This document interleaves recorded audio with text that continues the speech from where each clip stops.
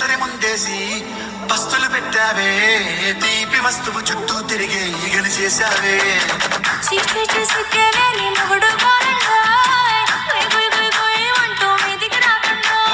గంపిడి పిల్లలతో ఇంటిని నింపావే, సాపాదిండు సంసారాన్ని మేడెక్కించావే.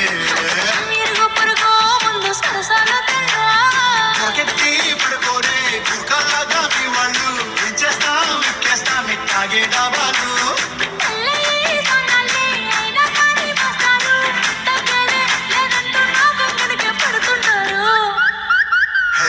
గోదారి గట్టు మీద రామసలకావే,